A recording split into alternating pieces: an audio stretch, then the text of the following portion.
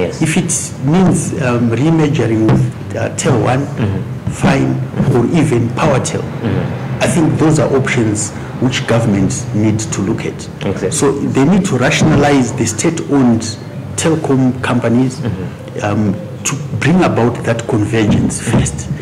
Then afterwards, they can look for a strategic partner, yes. as I've indicated, that you need to have the critical mass. Yes. Right? There are quite a number of advantages. If, for instance, the combined government and operator would then partner with a large network operator, there are several benefits. All right. Yes, government will lose on its shares, yes. but you are now talking of a much bigger cake. Yes. Yes. Yes. So there will be advantages not just to government, but to the people of Zimbabwe. They should also provide an opportunity for the ordinary person to gain shares into that new network operator. Which brings me to my next question, talking about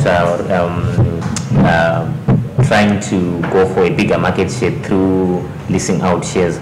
The new Finance Minister, Professor Mtukudzi, has announced last month that government is finalizing a framework to do probably partial privatization of these state entities, the name your NetOne, Tier 1, whatever it is. They are going to do either partial privatization or initial public offering. How was that move? And how beneficial is it to the government and all the interested stakeholders in this? What results are that such a move is likely to yield for the nation? Yeah, I think it's in the general good direction. In general, I think there are specifics that probably need to be addressed. I think, in my view, that we want to give every Zimbabwean an opportunity to buy into those shares. Yes. So they probably may need to come up with a mechanism, an appropriate vehicle to allow the ordinary Zimbabwean to access those shares. Because if they are just put onto the Zimbabwe Stock Exchange, you know, the wealthy people will just take those shares. But I think there's need, in my view, for the ordinary Zimbabwean to also access. That's the empowerment that we really need to have. We do not want a situation where some people will benefit, like what happened in other countries when communism crumbled, then created oligarchs from state-owned companies, or public or parastatals. Yes. We do not want that. I think we need a situation where the ordinary Zimbabwean is able to get those shares. Yes. But I think they still need to address the aspect of getting a big strategic operator to come in. Yes. Yeah, that will provide real advantages and provide good competition. Because right now, there's no competition. Yes. They can go around and say Kangai is incompetent, this and that. But you look at the constraints. Exactly. You look at the constraints. All right. Talking about, let me just rush into issues of corporate governance and these parastatals. When you were booted out, should I say, when you were forced out of NetOne, which is a public secret now, one of the major reasons that were used to defend that move was that you were incompetent. You sat at the helm of a very big parastatal that is operating a very lucrative industry. And for those 20 years, we have said you never declared a dividend to the government. Yet we had the POSBs who were declaring a dividend to the government. What do you have to say about that? I think, first of all, it's not a like-for-like comparison. When you talk of POSB, they are not in the same industry as mobile communications. Yes. So I think that's not a like-for-like comparison. One industry, mobile communications, is an industry that is highly capital intensive. And I challenge whoever said that to come up with evidence to show how much they invested in NetOne. It is government. On the contrary, when the PTC was unbundled, 2001, there were assets and liabilities of the PTC, which were distributed amongst the successor companies. There was a method of doing that allocation. The assets were given to the largest user of that particular asset. So on the basis of that, the telephone exchanges went to Tel1, the post offices went to ZimPos, and if NetOne happened to have its base station at a telephone exchange, we would then have to pay rentals to the user, which is Tel1. That's how the assets were distributed. So NetOne got very few assets.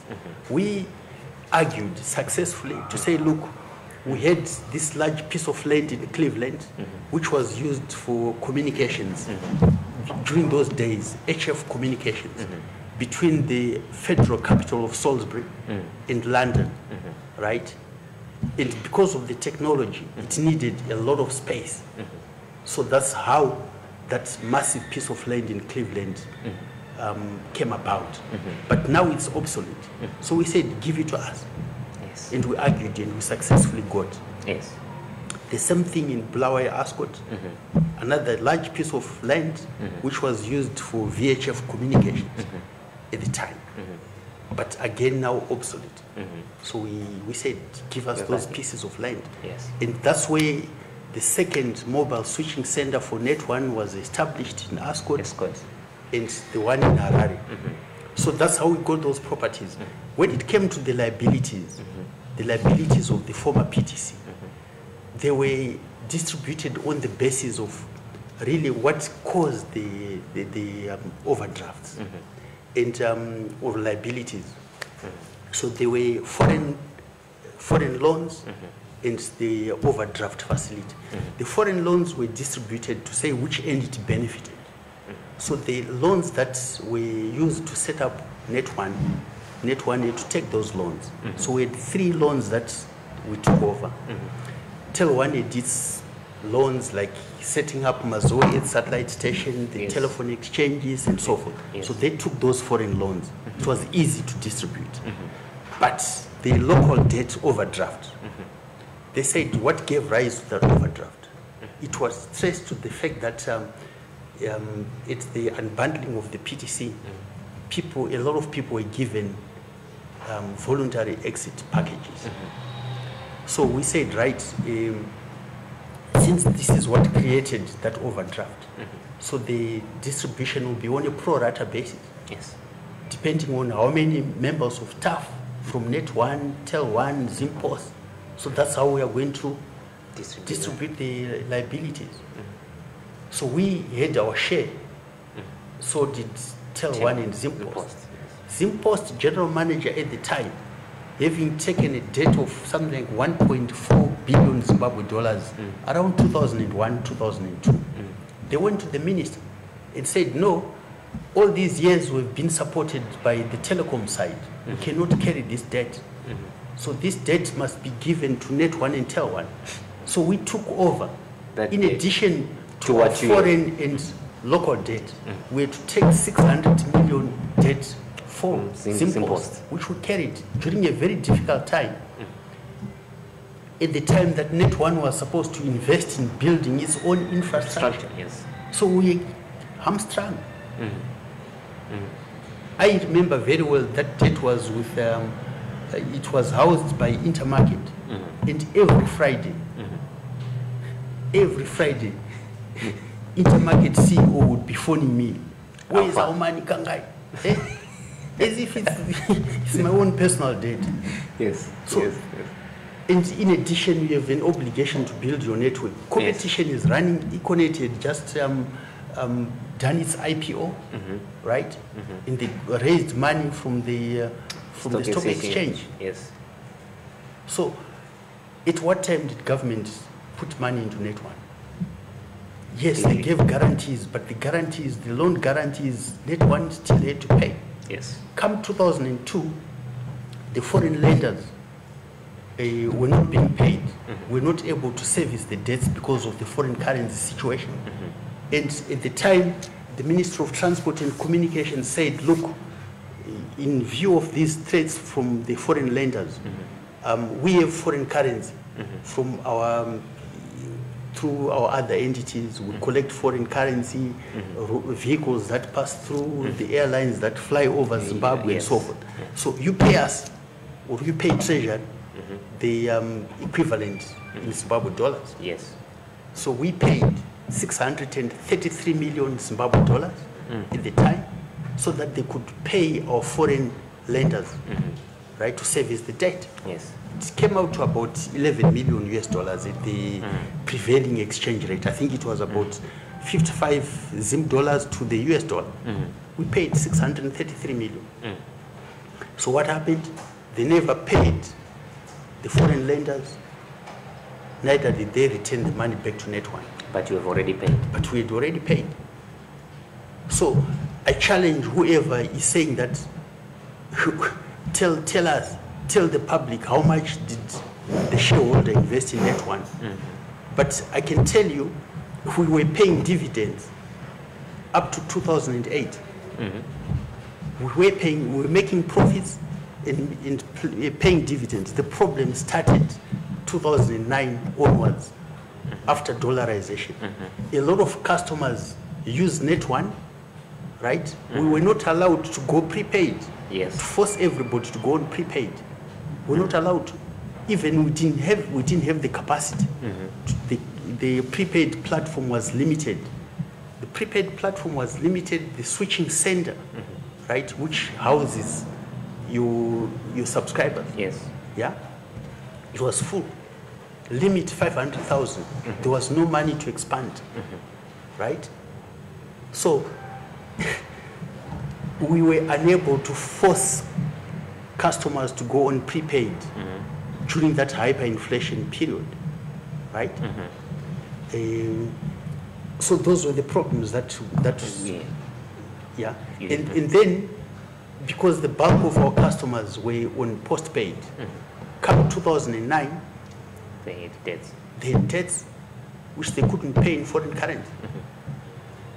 So, contrary to their verbiage that say we siphoned that money, from where it is, it is those subscribers, and they are known, by the way. There's a list of them. There's a database which shows how much was owed by so and so and so much. It's known.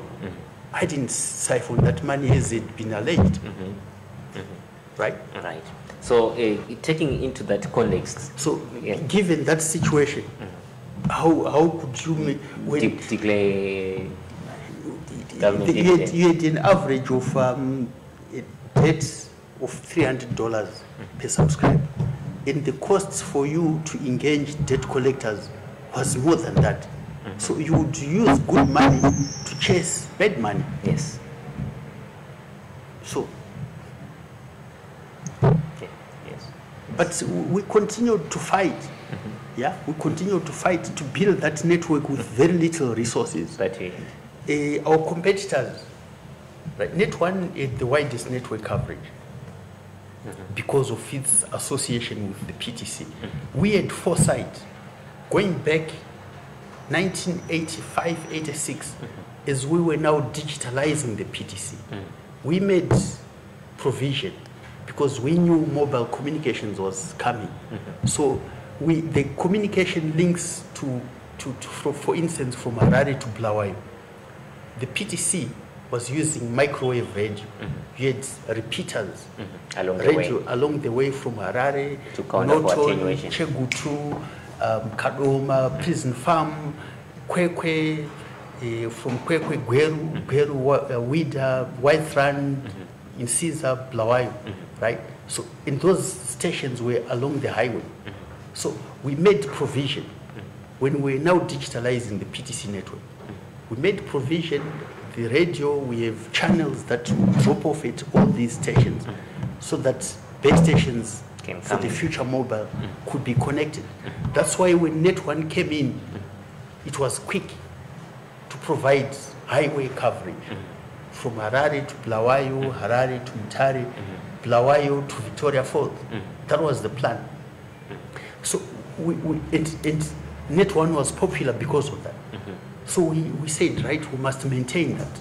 We must maintain that advantage, but with very little resources. We were the first to go into the rural areas. How do we do that?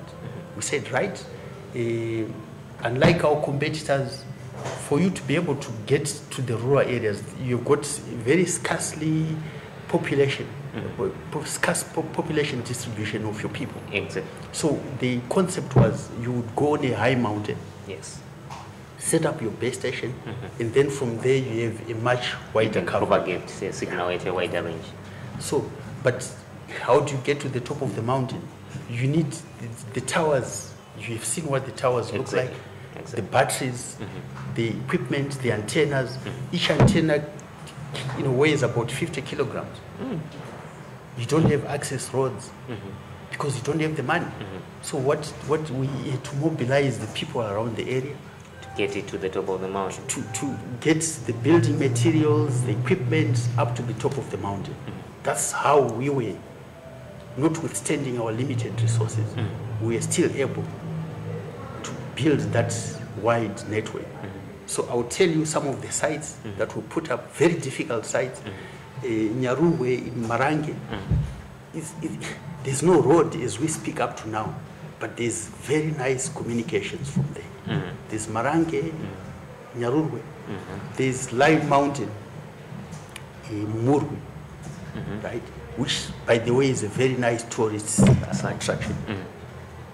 We have Mberengwa Peak, right? It's probably the second highest point in Zimbabwe after Mount Nyanga. There are several sites like this, right? That way to carry everything right up to the top because of limited resources. So I think it's unfair To say, particularly coming from the government shareholder themselves, to criticize when we've utilized the bare minimum resources at our disposal to build that extensive network. all right, getting into that, you have demystified that.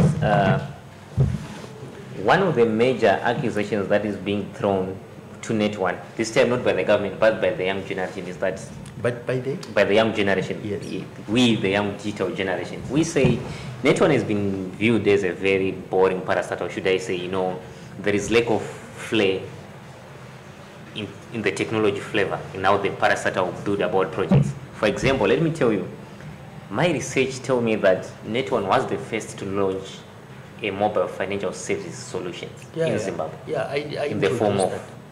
One wallet. Yeah, I introduced that. But the very funny part of that is that when your competitor came in, which is Econet Wireless, they came and made EcoCash a brand name, which everyone now speaks about. Where did your team get from in this one? Okay. Right. This was really a new technology, new innovation. And you must be aware that new technologies, they're always teething problems, right? It will take time. And I can tell you our competitors also had similar problems. They actually had to replace 2 or 3 platforms before they eventually got it right. Yes. We never replaced the platform, right? But we found out later the problems. Why? When we introduced the mobile financial platform, One Wallet, there were changes. Because remember I told you that the capacity of the system was limited to 500,000. Yes. So the new switch came in, they made some changes, right? Those changes that they introduced in expanding the capacity, they affected the mobile financial platform. And it was only realized much later that this was the cause, right? And we set about overcoming that. And that was about 2014, okay? Now, after making those corrections, we'd set up the whole thing before these new people came in. And then they claim in the forensic audit report, they said they are the ones who introduced a better platform. When the records all show that they were not even at NetOne when we started correcting these things, right? We went through a very systematic way of identifying, doing traces of the connections, where is the thing missing. And by the way, the platform was meant to be user-friendly and more secure. That's why we had to change the SIM card. Okay, it was for ease of use, and secondly, for security. Yes. That was the reason. So, teething problems, we can mention. Those are teething problems. Okay. But I think the key difference between NetOne and the other players is bureaucracy. Exactly. We're getting into that. Bureaucracy, because if you there's a process that you needed to follow. To take. Yeah, and that's how, unfortunately, the situation is. Yeah. Okay. I think I need to mention this thing that 1995, the government of Zimbabwe, through the Ministry of Information, Posts and Telecommunications, with the funding of the World Bank, engaged Coopers and Librand, right, to do a sector study of the postal and telecommunications industry in this country. Because changes were already happening. As I indicated, telecommunications was a national monopoly. But there were already changes starting in the United States, the UK, when British Telecom was privatized, right? Those changes, government now said, look, after the 1985 ITU, the International Telecommunications Union, they came up with they set up a commission of inquiry. Why is the telephone penetration low in developing countries? And they came up with a report which was chaired, that commission was chaired by Donald Maitland, which was titled The Missing Link. And the missing link clearly indicated the issues that needed to be done. So in following up the recommendations of the ITU Missing Link report, the government set up this commission, or this World Bank study, World Bank funded study, and they came up with significant recommendations in 1995. Those recommendations were wholly accepted by the government. And this is what they said, look, you need to set up an independent, you need first of all to separate the regulatory aspects of post and telecoms from operations, right? Because previously PTC was the regulator of postal and telecom. It was regulating itself. It was regulating itself. And no one was allowed to provide public telecommunication services. Except PTC. Except PTC. The only other players were National Railways of Zimbabwe and ZESA. But they were only allowed to provide telecommunication facilities for their own use, right? So the other recommendation was that the PTC needed to be unbundled, right? And the successor entities needed to be registered in terms of the Companies Act, right? And those entities, for them to compete in a liberalized market, they needed to be removed, right, from the procurement requirements. It was then government tender board. They said the board of the new entities would have a responsibility in terms of procurement, the hiring and firing of staff. These are the recommendations, Coopers and Librand, 1995. They are there, the government accepted. But were they put into use practically in real they were terms? partially implemented. The government did not implement those recommendations in whole.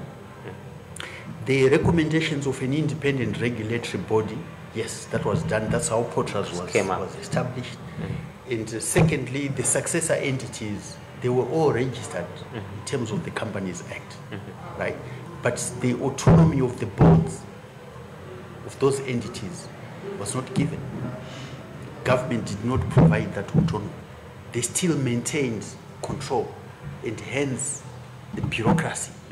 The bureaucracy that has affected the operations of these state-owned enterprises. They are supposed to be operating in a business environment, exactly, so that they can compete in a liberalized market. Yes, the liberalization was done. That's how the other privately owned players came in. But it was done in a manner that put the state-owned enterprises at a disadvantage. We were, whilst all that was happening, they surreptitiously went behind the scenes. It included NetOne, TelOne, Zanu-PF as procurement entities in terms of the Procurement Act. So they still maintain that control, which was contrary to the recommendations of 1995 resolution. Coppers and Library study. The government has that report. All right. So, talking about issues of bureaucracy, red tape in the operations of state entities, let's specifically look at issues of corporate governance. There are so much ladders to climb when for a managing director who's heading a parastatal. In your case, we just say it's what Kangai or Chipomta said. There are so many ladders to climb for you to be able to implement something, whether it's an idea of expansion or a new line of business. How is that been easy, or how has that affected your tenure at TelOne? The issues at NetOne. Yeah. Trying to implement new projects, but now you've got 5 ladders to climb to get that approved and to get it on ground right. Yeah, that's essentially the problem. You follow the procedures, right? Somewhere because of the centralization, you come up with an idea. When you procure things, the idea is to give you competitive advantage, isn't it? So procurement by nature is of strategic importance, particularly in this business. I indicated to you that companies now, the revenue is declining. Exactly. So for you to survive, you need to be much more innovative. Come up with new products. That is precisely the reason why we introduced the mobile financial sector. Exactly. But there are a lot more things that need to happen. So in terms of strategy, these people who are concentrating on cost cutting, they are getting it wrong. I'm not saying they shouldn't do cost cutting, but it must be done in an overall, it should not be the only strategy. You need, I believe telecommunications companies have reached a crossroads. They've reached a point of a crossroads when they choose to go the innovative route or they go the cost cutting measure. Because of the increased capital and operational expenditure, whilst the revenue is declining. So there's a temptation to normally go for the cost-cutting route only. But my submission is that they should seriously go the innovative route, right? To come up with new products. Mobile is now the thing that encompasses the future. So there's need to come up with new services that leverage on your mobile communications network. I think you take, in this country, for instance, people out in the rural areas, access to a clinic, right? You have distance. Yes. It's even worse seeing a medical doctor. But there are opportunities now which the mobile system can take advantage of. Use of telemedicine. Telemedicine and artificial intelligence. Because right now, studies show that artificial intelligence can actually give you a much accurate diagnostic of a patient. Because you take your measurements, feed into that system, it will give you the results, pinpoint accuracy as to what is the cause. So you now need to get the prescription. Okay, just on talking of artificial intelligence, now we're talking about future generation technologies. Now, as a technocrat, can you demystify the area of artificial intelligence? Is Zimbabwe ready to intercept artificial intelligence, considering that, I think we always play the catch-up game. Right now, South Africa is talking, our neighbor in South Africa is talking about 5G. MTN South Africa is finished doing test runs on their first 5G network. But nowhere in Zimbabwe are we hearing the current players talking about 5G tests. I come back to my point. that you need to have a strategic partner with those big operators. Exactly. Who is behind Vodafone? It's Vodafone. Yes. MTN is a big operator. So for the future, the government-owned entities must partner with these big guys. Exactly. Right? So that whatever innovation takes place in South Africa, They also get it. They also get it here without having to spend a lot of Need time. help with a quick work lunch, date night, or a group meal with the crew? Delicious food from your favorite restaurants is now available right at your fingertips. Introducing the new Dialer Delivery mobile app. Your food will be delivered from our kitchen to your table in just a few easy steps. Step 1. Set your location. Dialer Delivery uses delivery zones. All right. The delivery Just charge looking is up $3 and just our $5. There are issues to do Step with 2. Select with your the food. new Click on each restaurant's tab to see the full menu and add your favorite food items to the cart. Step 3. Checkout. Click the View Cart button to see the items in your cart. You can choose the option to either pay online or pay on delivery. Once everything is all set, click Place Order and your food will be right on its way. Download the Dialer Delivery app from the iPhone App Store or Google Play Store for free now. Mention something Dialer that is Delivery. a You support ring, of government. we bring. As the sanctions imposed against Zimbabwe played a certain role in the underdevelopment of our telecommunication sector from your perspective? Yeah, it has big time. We were affected. I mean, even the privately owned operators, they complain about it. Yes. If they were affected, what more of a government? Of government, yes. What more of a government-owned entity? I tell you, 2006, we had discussions with Motorola to get handsets from Motorola at a very low price. When these people were doing their due diligence, they looked at the management and board members. They said, my name Kangai, and then there was Lyndon Ngomo, there was Gabriel Mugabe at the time. Who else? There was McDonald Mauchaza. So they said, but these people, They are under sanctions. they are under sanctions. So that project could not take Went off. down. Right? Could not take off. So we were affected by sanctions in a big way, massive way. There are a lot of products. I can tell you in my own personal capacity, last year I went to America to attend a conference where I'd come up with very interesting technologies that I was so keen to introduce in Zimbabwe. And this happened, my father had, soon afterwards, just before my father had been diagnosed with a, what you call diabetes.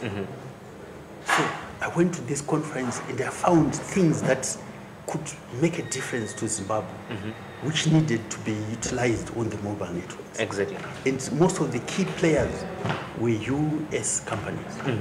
When I tried to follow up, these people never responded. Because we are under sanctions. Because of under sanctions. But these projects could have made a big difference, massive, in terms of heart diseases, monitoring, diabetes, and all these things.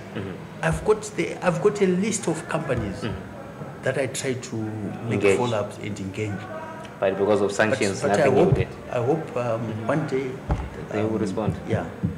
Okay. Because I had also companies from outside the UK, US. Okay. So in that regard, do you put your full weight behind the founder and executive chairman of Econet Wireless Group, Dr. Strive Masiwa, who has come out all guns blazing in the public, saying it is time the powerhouses, the West and other leading countries to put us out of sanctions?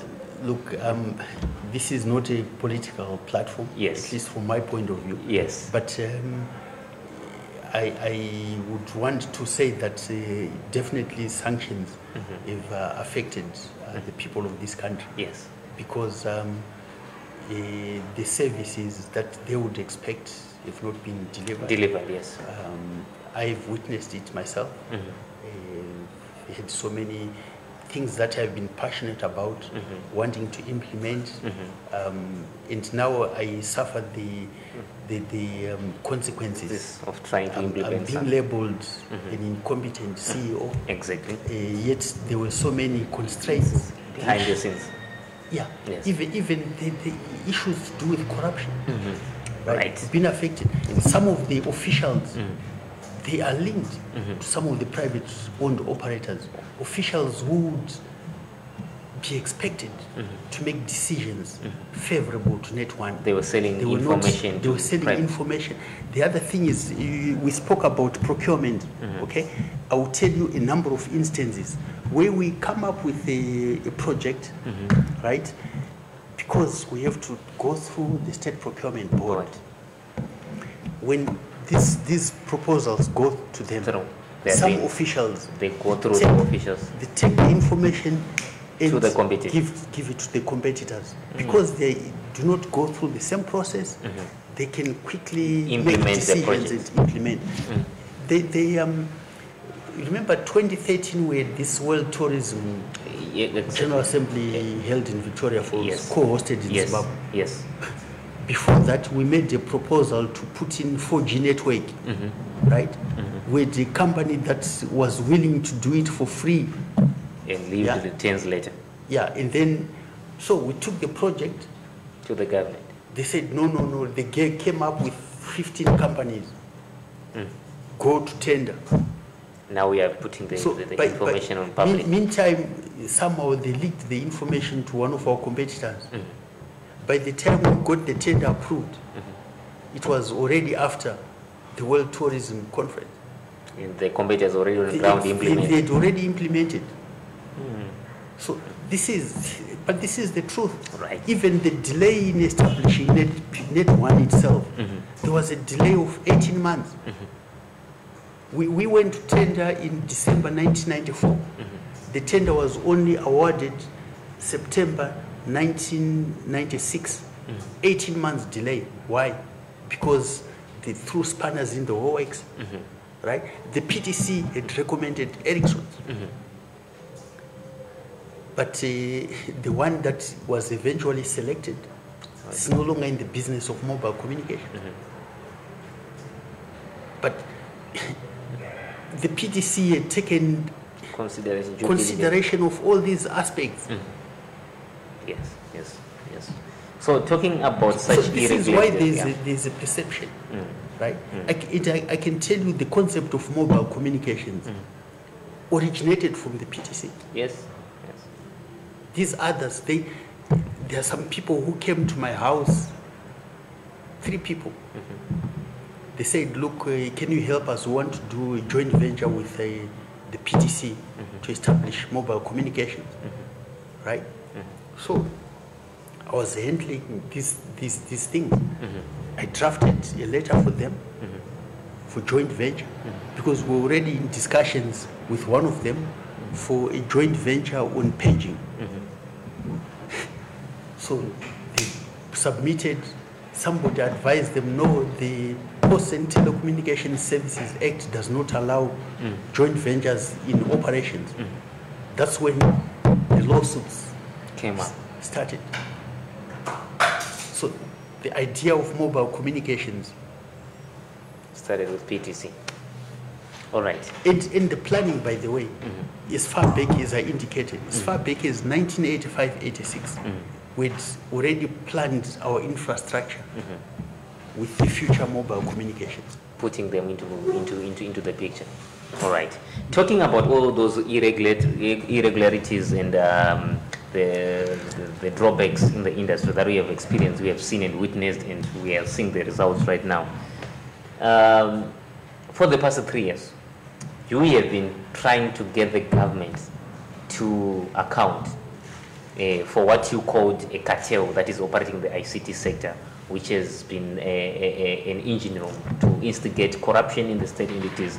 What more, with your experience, what more can you say much more about these ICT sector, ICT cartels, and what implications have they done or should I say, what damage has they done so far to the state-owned mobile telecommunication operators, Tier 1, and even your fixed mobile operator, Tier 1? What can you say about this? Yeah, that was a very unfortunate development. I hope that, obviously, I cannot go into details because some of the issues are now sub judice. I hope you appreciate. Yes, yes. But I think I can say, just talking broad terms, that the new ICT minister, Honorable Kazembe. Yes, if he can undo virtually everything that was done by his predecessor. He has to unbundle everything. Yeah, just everything. reverse everything. Which just goes back to the telecell accusation. Well, let me just say, in general terms, he should undo, just like what Donald Trump. I don't agree with him. But he should use the same approach like he is doing with what Obama did. I don't agree with him, but I think he should take, in this case, it would be very good if he can take that approach and do everything, everything that his predecessor did. With regards to telecell, I think it's probably too late, but they need to do it in a way, like I indicated before, rationalization. Do these combinations, right? Maybe a PowerTel with Tel 1, sorry, PowerTel with the telecell, or with Tel 1 with NetOne. Yeah, those combinations, so that you end up having a converged operators, because they are scuttling resources, yeah, and in the end they reduce their effectiveness. Yes. Yeah. Yes. Because each entity will require foreign currency to sustain its operations, because the industry may not directly generate foreign currency, but it helps other industries. It's part of the infrastructure, or what I would call the infrastructure, which helps industry. There's a study that was done to say for every 10% increase in broadband connectivity, you increase exports by 4%. Yeah. So there is a contribution by improving and expanding, developing our ICT infrastructure. So you may not see the immediate benefits, but they definitely help in terms of investments and exports. Significant. Exactly. All right. I'm going to throw this one last hurdle for you, Mr. Kangai. You have seen this evolution for the past 20 years, and you saw the birth of the regulator, which is Potras now. You have seen how it was constituted into the telecommunications sector of the country. You were a major player in the telecommunications sector by you, which being the managing director of NetOne. As the regulator, which operates under government influence, the regulator is being accused of favoring state-owned entities, which you also sit at the helm, running NetOne and also other operators. We can take into the picture the issue of operators license. Econet has cried foul over the years how the regulator goes heavy when it comes to submitting operators license, while other players like Telecel were allowed to walk scot-free without submitting to paying those dues in time. What can you say about the regulator's fairness and effectiveness in terms of creating a level playing field? Unfortunately, that's a perception, because they think because NetOne is government owned, so they've been getting an unfair treatment, unfair advantage. On the contrary, you know, the introduction of 3G, something happened. They were given, one of our competitors was given information that you can now go ahead and do this, and they never punished. We were never given that information until much later. So that's why, because of the attractiveness of 3G, we lost a lot of customers going to our competitor. Yeah, because we didn't have the 3G, because they were not transparent to tell everybody at the same time to say we are now freeing the spectrum to allow 3G, you can now go ahead and implement. It was not done transparently. So I want to demystify the concept that we are being given, or I'm no longer in there, that the state-owned telecom operators are being favored. It's not true. The other point is that, by the way, the licenses that you talk about, Telecel wasn't government-owned at the time. At that time. So it's unfair. And at the time, NetOne's license did not expire. The license was valid for 15 years. From 2001, the Postal and Telecommunications Act says those existing operators are deemed licensed. So NetOne was already licensed in terms of the Act. Yes. So there are so many. Then there was this concept which our competitors took advantage. They were saying, look, if you own a NetOne number, the state monitors your communications. Whereas with theirs, they are not monitored. And so a lot of people ran away from NetOne. From NetOne, because they said you are being monitored. Because they were, but look, there's the Act, the Lawful Interception Act, which requires every operator to provide equipment which goes to the authorities, so that the arms themselves have to do what is called lawful interception if the need arises. And there is a procedure that happens for them to intercept. Intercept that. Yeah. All right. There is a procedure. Okay. So the state-owned enterprises are not involved at all. It's uniform across the board. That act was not for state-owned enterprises. It covers the entire telecoms spectrum. All right. I just want to throw something. It's not political, but very technocratical. You said the new minister, Honorable Kazembe, if he is to achieve something, he has to unbundle or undo everything that the former minister did. Yeah. But I take is a rule of thumb. As a rule of thumb. Yeah, no that's problem. what he should. No problem. That's what he should do. But I would like, for once, allow me to take the side of the former minister. I want to be on the side of. You want to play devil's advocate? I want to be on the side of the younger South legislator, Honorable Superman Wanzra. Say this. All right. One of his policies, what he tried to implement during his time, was to introduce mobile interoperability in Zimbabwe, which has never been seen anyway. For example, we're not talking about mobile interoperability. No one is able to send money from EcoCash to OneFusion or to any other mobile financial service platform. There is no mobile interoperability within this. And it was one of his key policies which he wanted to implement. Can we say he was wrong then? And what's your take on issues of mobile interoperability? It's not from him. It comes from the GSM Association. It was actually not his idea. The GSM Association is the body that comes up with the standards, right? And this is one of their key recommendations, that you need interoperability, right? So it's not his idea. It comes from the GSM Association. All right. So in the future, so no credit given. No credit for you. All right. So going into the future, why is Zimbabwe dragging so much behind in terms of constituting mobile interoperability? Because we go to Kenya, M-Pesa has got interoperability platforms, other network operators, where you are able to transfer money from this platform to that platform without going through a centralized system. Why is Zimbabwe, are we not yet there? What advice can you give to the new minister on how we should go about it? Yeah, I think the GSM Association is a very important platform. They also have a development side of it.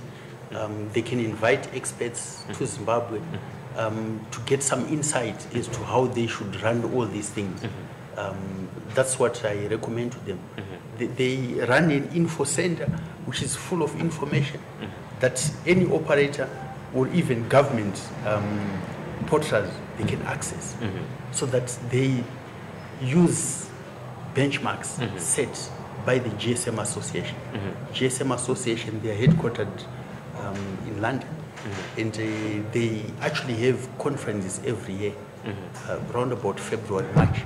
And I urge the minister to attend this conference so that they get to know how these things affect us and help us in the process. Exactly. And I can tell you the reason why mobile has been such a huge success is because of the common standards developed by the GSM Association and also the International Telecommunications Union, ITU.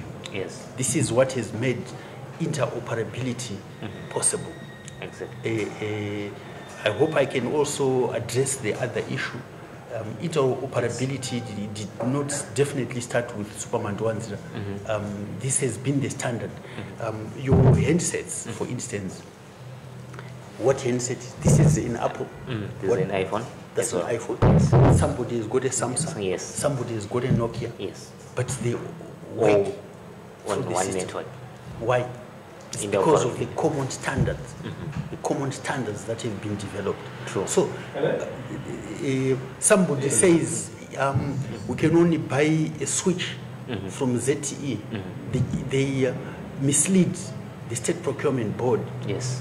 We can only buy a switch from ZTE, a billing system from ZTE, because we have a ZTE switch. Nonsense. No, it can't These be done things, that way. they've got a common standard. Right? So you need to be aware of these things. Right? That's why the telecommunication system is the largest system in the world, because of the common standards developed by the UN body, the International Telecommunications Union. In fact, it is the oldest UN body. It was established in 1865, and you can phone from Zimbabwe to Afghanistan for various systems. Yes. How? It's because of the standardization, the interoperability that was created in terms of the specifications designed by the International Telecommunications Union. Okay. So that's the reason. All right. So you cannot give credit to a single person. Sure. No. That's it for you, our viewers. Thank you for joining us on this session of Digital Talk. And I was with Mr. Kangai, who's the former CEO of NetOne. He's an engineer by profession. He was here to demystify the evolution of the telecommunication sector in Zimbabwe. Mr. Kangai, it was good to have you here, and we hope to have you again in the future. Until we meet again, may Jehovah God richly bless you. We're out. Mr. Kangai, it was a pleasure.